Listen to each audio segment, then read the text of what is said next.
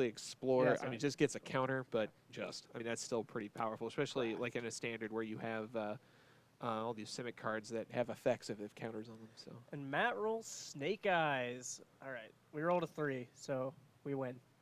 Andy enjoying himself with like a Nutter Butter, or not Nutter Butter. That's a I'm enjoying whatchamacallit, Nutter I Butter. believe. Yes. If I spied my candy correctly. That is, in fact, a whatchamacallit, the candy bar of Magic players everywhere. Your deck runs 4 Neoform, 4 Cord, and 4 Eldritch Evolution. Nice. Are you playing a pod deck? Or oh no, you said you were playing the Devoted Company. That's right. That's actually pretty dope. That's like an all-in all-in Druid combo.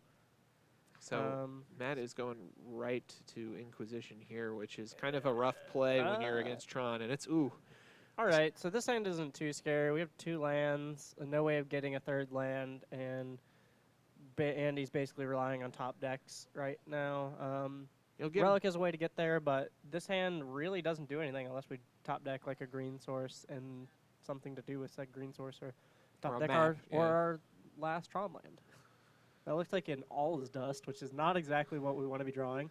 And I mean, Matt is going to, hopefully for him, he's able to power out a Smallpox, and that would set Andy back even further. So this is a rough spot for him. So we got Thoughtseize now. We're going to see that other card. All is Dust. I definitely think I take the card. I mean, all of his other threats aren't going to be. We can they need more than Tron. We can Smallpox and Ulamog. We don't really care too much about All is Dust because most of our stuff in Smallpox is going to be colorless creatures. Thank you, Goober, for the 14 months. That's a year and 2 months. Look at you, Goober. It's good to see that. Wow, I really like this new caster. What a guy. Tipsy McMegaplone. Well, you know what? Thank you, Tipsy. I appreciate you. I've actually been playing in the league here for the last 5 months or so. Ooh, Chromatic Stars, and that's Andy's getting a little bit going here. No boggles. But this is going to be the critical turn here for Matt. If he can Smallpox, that might send him even from behind. No, he just passes. Did we just top deck the mine? Ooh. We don't have anything to do with it though. So it looks like a Worm Coil in hand. So actually, we do have a little bit to do with it. I mean, is there a reason for him not to roll that? Obviously, a path would be bad, but I mean, it doesn't make much sense to hold up for it. We're gonna take a draw, play it. Oh yeah, we have World Breaker. That's right. Forgot that card existed. We exiled the Shambling Mat. We're gonna draw a card. It's a Sorin. Not exactly our best draw. Do we have a Smallpox? We do. So we're gonna Smallpox. Andy will likely go ahead and, if Andy's smart, he sacks the tower. Andy, the reason you always sack or let your tower go away is because if you're reconstructing Tron, you always want your last land to be tower, because if you play that tower, oh my good lord, though. What? Andy is the top deck master. It doesn't matter. I'm an idiot. Just the slick way that he just like lays it out like he knew it was there the entire time. You know, you can see that he peeked, so he knew to lay it out, but that was some theatrics. I guess I'm just an idiot because Andy's big braining this crap. Good golly. Judge. Yeah. Luke is going to rob the list later. You can just post it in chat if you want because Rob isn't here right now. So, yeah, this game is very over. I guess we can look at it Thursday, but all right, that's Andy going to take it 1-0. Look at that smile on his face right now. I would have that smile, too, if I just top-decked the Tron land I needed twice in a row like that. That is unheard of. That's why good players don't play Tron, because statistically speaking, they always do the wrong thing. There's good players who do play Tron, but yes, Tron sometimes is a luck sack, and that's what happens. Well, you know what's also a luck sack, and that is winning some of the giveaways that here at Top Deck Productions they generously provide, including pre-release giveaways. So for this pre-release for War of the Spark, there'll be multiple giveaways, including at least 2 Buy a Box promo Tezzeret Master of the Bridges given away, which that card is nuts. There'll be 25 points per ticket, no cap on the tickets per person, and they'll be choosing winners throughout the weekend. So just in case you don't know about the point system, 500 points to you for subscribing, 50 for following, which is, that's 2 free entries right there just for following, just pressing that follow button. Yep. 1 point for every bit cheered, 5 points for every 10 minutes watched, 10 if you are subscribed, and you will be able to enter and possibly get yourself one of those fantastic Tezzeret Master of the Bridge. The +1 on that card alone, like it's literally the old Tezzeret's Ultimate minus a half. It's crazy. Like, yeah, it's really good. I mean, I guess that's like, choose your adventure on like something like 4-color whir, win condition or something like that. I mean, I don't know what will necessarily play it, but something will have to. Hello, Dig Dug. How's it going, man? Good to see you out here as always. All right, we're going to get a game 2. There's Tezzeret, Master of the Bridge. +2 deals X damage to each opponent, where X is the number of artifacts you control. You gain X life. That's literally Tezzeret Agent of Bolus's ultimate minus a half. Oh yeah, and all your planeswalkers and creatures have affinity. Yeah. I mean, that's come also on. insane. Just giving your stuff affinity for you can cast a free Karn. Sounds pretty good. Yeah, someone's gonna break that card. That's my bold take. Someone's gonna break it. I wouldn't be surprised if the 4-color prison decks play this and then play Karn in the sideboard or something stupid like that, because they can. They can just play this, play out their artifacts, and then play a free Karn.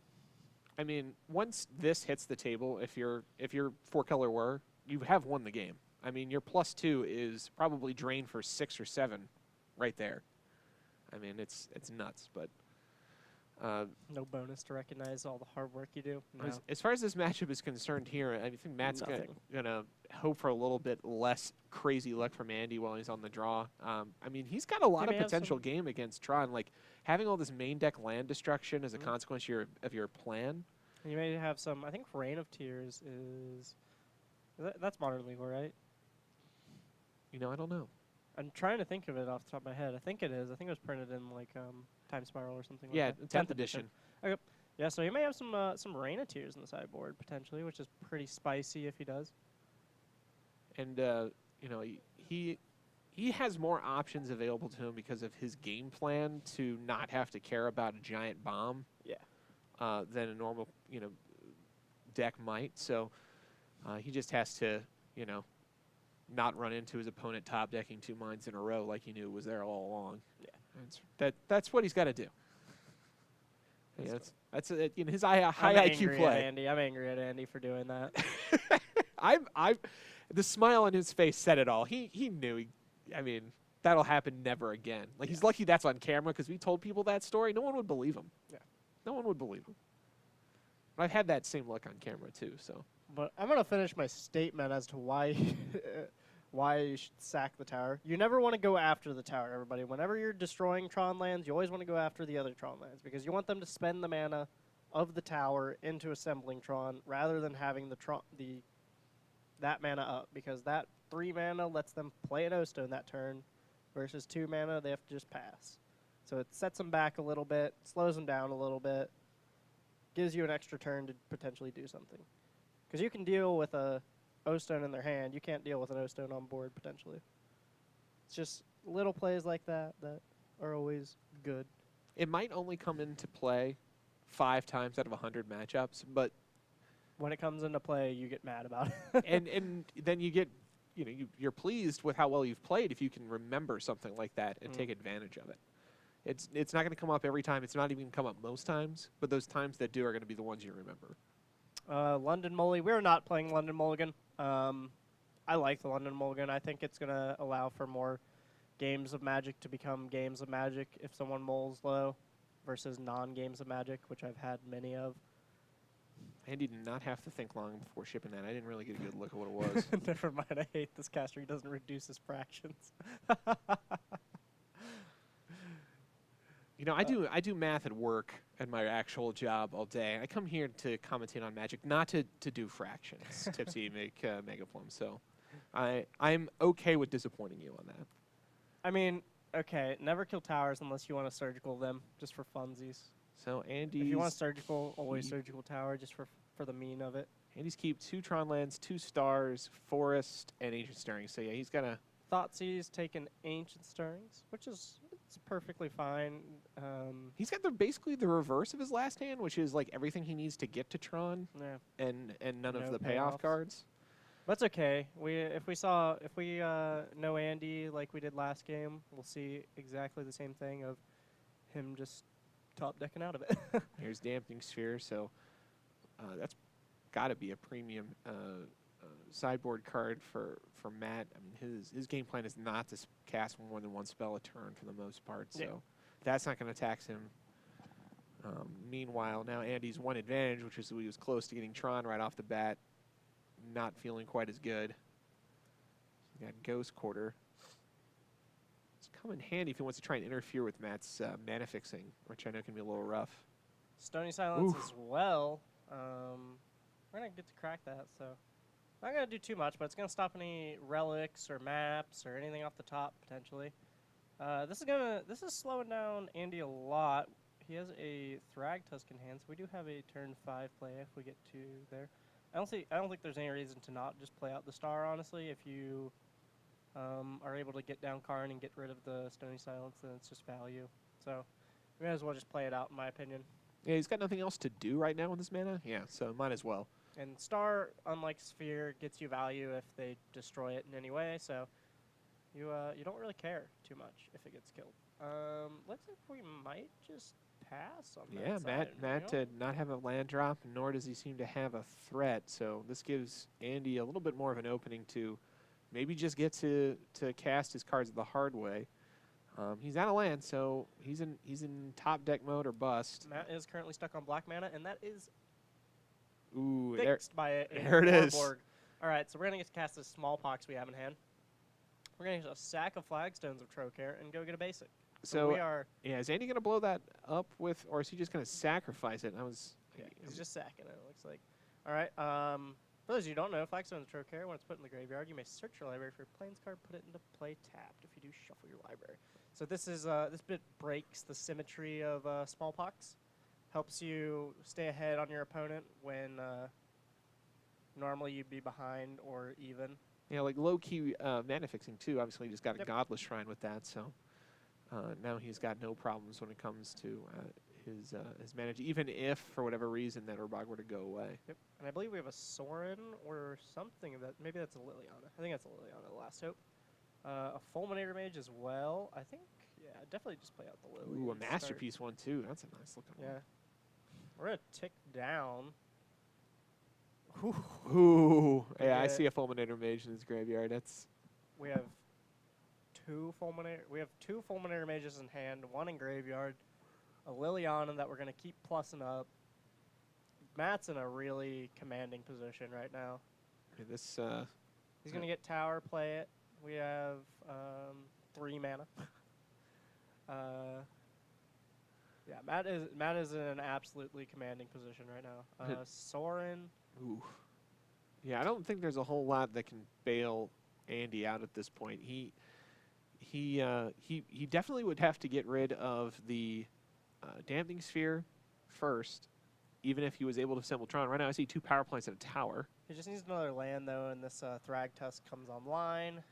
Looks like we don't hit that, unfortunately. And now I think if I'm Matt, I'm just going to be playing and sacking this. If I'm thinking about Thragtusk, I should say. Liliana the Veil, though. It's going to discard this extra Stony Silence. Oh, no. Was that not an That was a Fulminator Mage that he threw away. So I guess he's banking on Liliana Last Hope if he's got to roll those out. Yeah. Thought he had an extra Stony Silence in hand. If I was him, I'd just be dumping that. Meanwhile, Andy has all of his luck has vanished. That's an extra Stony Silence. I'd just be dumping the Stony Silence personally. Yeah, that's like the... Mithralized. He cannot cast that Fulminator Mage. There's a Damping Sphere out. You want to... Yep, there we go. Look at that. There he is. He finally managed to block himself with that. I'd be accounting for Thrag Daddy. Thrag Daddy is always something that I'm scared of against Tron. Such a good card, and I hate it so much. There we go. Discard the Stony. And Andy discards a card. Looks like Soren's going to tick down. We're going to get a Soren emblem. Creatures we control get +1/+0, and that's it. They get +1/+0. He's got 2 vampire tokens, so attack for 4. the clock is ticking, and We drew Matt's life totals continue to go up as well. So, yeah, he's calling it there. And he's going to call it, and we're going to go to game 3. Not you, because you play Tron. I love Swag Tusk, but I hate Swag Tusk at the same time. Card's good, but it's good against every deck I play, so. I don't like things that beat me down. Things that beat me down are mean. You know, the fact that any way you get rid of it gives it its token. Like, there is no way to dispose of a Thrag Tusk that is in play that does not give your opponent some value is really where I think it goes over the edge. Like, something like Worm Coil Engine, if you can exile removal it, then you have eliminated the downside of removing it. And that makes that such a premium card in your deck when you're facing them. But you can path a damn Thrag Tusk all live long day, and they're still going to wind up with a 3/3 for their trouble and a land on top. Well, that's why during that time, during its time in Standard, it saw play with Restoration Angel, so you could just resto blink it. Blink it back over and over again. It's like it was just a train of value and disgusting Standard. And then even if you Terminus, I mean, if it just goes to the bottom of the library. Yep. That's a rough card. Very good card. And it's true there is a way to remove a Thrag Tusk through Ensnaring Bridge, I guess, but I don't know if we've got a Whir player, or I don't know what else is playing Bridge these days other than Whir. I asked that question just as Luke decided to enjoy one of his Nutter Butters he mentioned earlier, so that's my fault. But Lantern's coming on the up and up a little bit. Again. Yeah, everyone's got to find something to play their Mox Opals with. So, you know, it's like it's either Whir, it's Lantern, it's is it that Grinding Station combo deck? Have you seen that? Burn sideboard. Yeah, I ran into the Burn sideboard. That's kind of come back some too. I was a red Blackburn player I played against at the IQ this past weekend who had it. I managed to get around it by my big brain play of Runed Halo on his Searing Blazes, so he couldn't actually cast them on me. So he was stuck with 3 cards in his hand, and I just slowly was able to chip him down as he sat there, very sad. That's actually really, really, really big brain. That's so big brain. And he sided him out in Game 3 in fear of it, which is entirely what I was hoping. But unfortunately, I ran into the problem of being at 12 life and him having 4 bolts in his hand. So there's nothing I could do about that, big brainer now. Yeah. Was bolts, Skewer the Critics, Bump in the Night, Lava Spike in that order. When they have 4 different bolts, it's like, okay. Yeah, he pulled the last land he needed and one of the bolts off light up the stage. All right, we've got 2 Tron lands, 3 Tron lands technically, but two out of 3 Tron lands and a Sylvan Scrying and a Chromatic Star. So we're looking pretty good right here. And I think that was a card in his hand, so he literally has the dream on the play, no less. So that's looking good. All right, so we got a judge call from Matt. He may have a pre-game effect that he didn't get to do. He's looking angry. No, not looking angry. That's just Matt's face. Matt's actually a very nice guy. He is a very nice guy. He plays some great decks. Turn 2 Smallpox. Let's go. Oh, he's calling a judge on himself because he made a mistake because he drew. I think he drew 8 cards. So is he going to?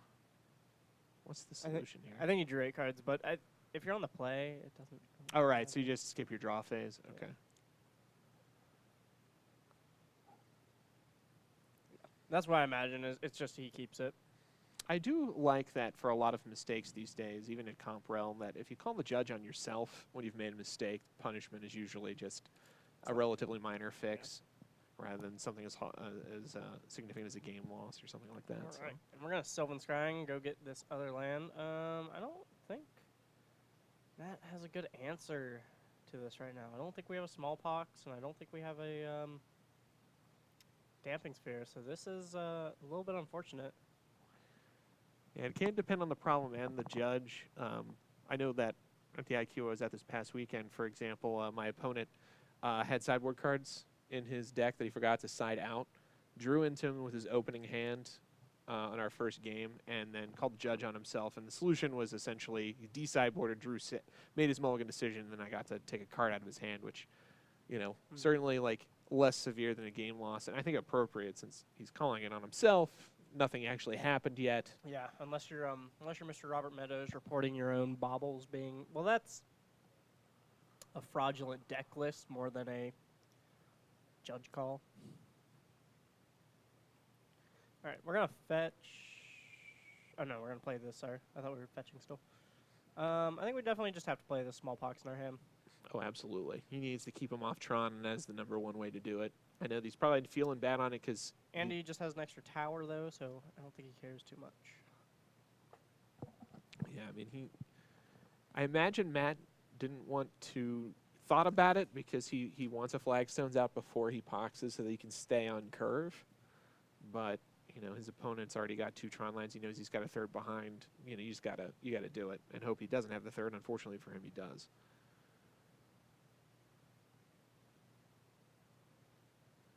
There we go, the power plant.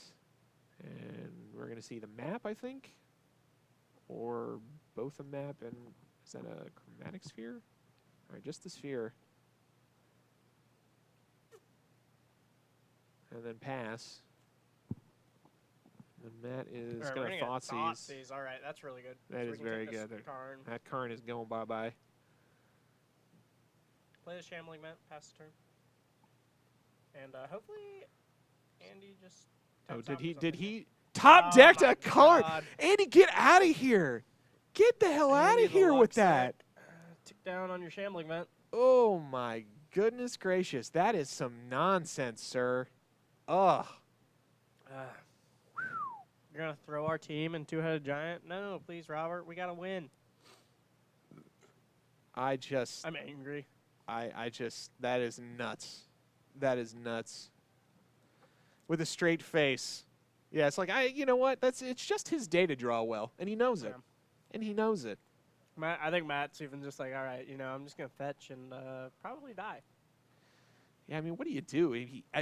Matt, to his credit, did everything he needed to do to deal with a fast start from his Tron opponent while on the draw. And, I mean, your opponent manages to draw into a redundant Tron land to beat your Smallpox, and then a redundant Karn to beat your Thoughtseize. There's nothing you can do. There really is not. You know, so we'll see what he's got behind. I mean, Andy's in a dominant position. He's by no means, I mean, he's got nothing else except for Karn. So, you know, I don't know what kind of, okay, so Stony Silence. Robert, we're not throwing our Two-Headed Giant. We're sniping it. Oh, you playing Two-Headed Giant with Robert? Yeah, I'm playing Two-Headed Giant with Robert, unfortunately. It's a bold strategy, Cotton. We'll see how it works out for him. I played, the first ever Two-Headed Giant I played with, Scott. Do you know Scott Fuston? No, I'm afraid not. He plays a lot at, or he played a lot at, Time Warp over in Eastgate. And, he's a real nice guy. He plays, like, Elves in Legacy and in Modern, plays, like, anything he wants. So Fulminator Mage comes out a little late. He's right now. Andy has resorted to hand attack with the Karn, just trying to run Matt out of potential resources to win the game with. Andy has rolled all of his artifacts out onto the field in front of the Stony Silence in hopes of drawing some kind of answer. He's gonna go ahead and try and exile the Fulminary Mage. He gets activated. Andy taps it down. Yeah, that feels like a wrong judge call, Cowdy Clutch. I would have, if there wasn't a second judge there, I would have, like, asked. So we finally got rid of that Stony Silence as a consequence of Karn, and... Yeah, that judge call does seem wrong to me. So Andy has popped the map and replaced the land. I think that it should... I wouldn't, like, want that person to get DQ'd, but I can understand at least giving them a game loss for that. I know it's an easy DQ for that, but... And this is, again, Andy... Wow, that's doesn't seem like the right call to me, but I guess if it's level 1 and level 2 judge both say it, then all right. He's essentially eliminated all the barriers to his potential downfall here. And Lily, I don't think is going to help that very much. No. Probably just took down Karn on Liliana and. What did he draw? He's going to pop the sphere, get a green. Hard to tell what it is. Is that Ancient Stirrings? Wait, did he blow up O-Stone? What did he do? No, O-Stone is still in play. So the sequences, I think it was. Nature's Claim. Was it Nature's Claim? Okay. Was that he went to Karn the Stony Silence, and then some things happened to the Fulminator Mage. He popped the map to replace the land. The Fulminator Mage blew up that he had out. So yeah, he's taking that Karn down, and he's taking another land. I guess he's not real concerned about his hand. Oh, because he can just pop the O-Stone and get rid of it. Yeah. Oh, okay. All right. And he doesn't really have any clock though. Like we can reset with this Karn, but doesn't do too like a Sorin. That would save us from having to get another match. As if he restarted the game with Karn. I mean, we've had a Karn restart more than once on camera, so. I think Andy's content to simply control Matt's board state as much as he possibly can while he hopefully draws something that will win the game. But do ETB effects trigger on Karn Ultimate when you restart the game? Good Lord, I have no idea. They Tell do. me, They tell do. me, Luke. When you restart the game, the Karn cards do ETB. So it is it does actually, like if you have like P&K or something, then you get that trigger. I mean, I'm pretty sure. I feel confident enough in saying that if this game restarts and Andy gets a Sorin and whatever else, a whole bunch of Matt's lands and creatures. All right, we got a Worm Coil now though, so we got a way to win the game. Oh yay! All right, we are not relying on Karn restarts. As credit to Matt, he's trying to hang in, but there's nothing I think that he could possibly do.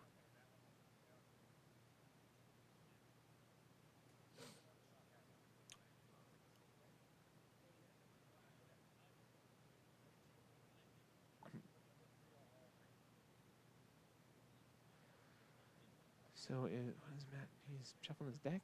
Oh, he fetched. Okay. Well, he gets to start with things in play because he gets to start with his opponent's things in play. Yeah, everything that's exiled under Karn. Everything that's exiled under Karn he gets to keep. So he gets to keep all of his opponent's stuff. Karn is restart the game with all exiled cards. So Matt's on top deck. So my opponent had no cards in hand. Yeah, okay. I see what you're saying. But if you just want to like keep taking up Karn, like if your cards in hand are like instants or sorceries or something bad, then you can just keep taking up on your opponent just to. Or like if they're reactive cards, like something like Warping Whale or something like that, and you want to keep them in your hand to prevent Matt from dealing with your Karn with like a weird card. All right, so Karn makes a sudden exit there. Is that a Anguish Unmaking?